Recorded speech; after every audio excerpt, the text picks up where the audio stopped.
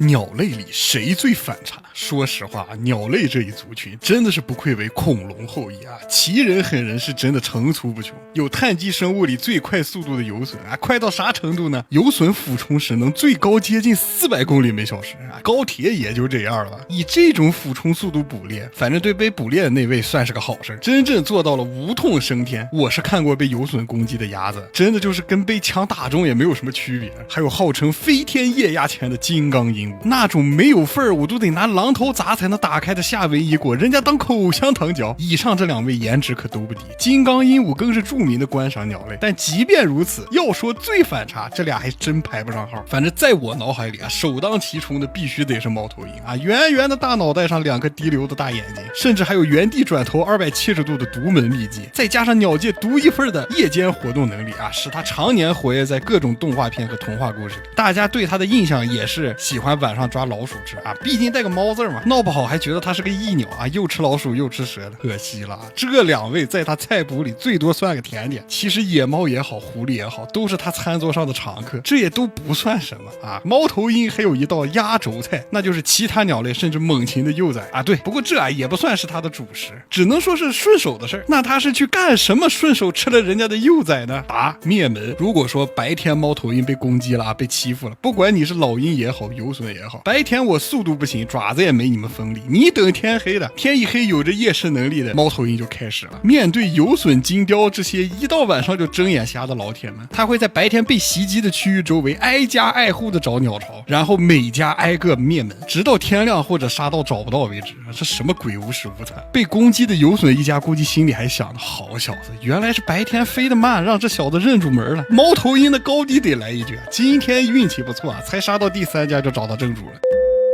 有些体型大的鸟类还能自保，仓皇逃跑，那剩下的幼崽呢？那可是遭老罪。而且猫头鹰还不光自己吃，要是吃饱了还会叼回去这些幼崽，然后喂给自己的幼崽吃。我就问你，反差不反差？也是因为有灭门这种小众的爱好啊，自然猫头鹰也不用筑巢，直接住人家的凶宅里，甚至还可以住腻了就找个理由屠下一家去。什么变态连环杀人犯在猫头鹰这儿也差点意思。我就问你，反差不反差？不过没事啊，还有高手，伯劳鸟啊，对，就是下图这位，可爱不可爱？小麻雀还戴个黑眼罩，整得怪时尚的。不过这货却是个标准的食肉动物，只要是和它体型差不多的，几乎没有它不吃的。小蛇、小鼠、蜥蜴、壁虎，甚至同体型的其他鸟类也逃不过它的贪吃小嘴。当然哈，战斗力可不是什么反差的脸。它和猫头鹰一样，也有一个小众的爱好，那就是酷爱给自己的食物摆盘，颇有法餐大厨的风范。具体实施起来就是将猎物的尸体挂在甚至插在树枝上或者荆棘上，然后一点一点和撸串一样撕着吃，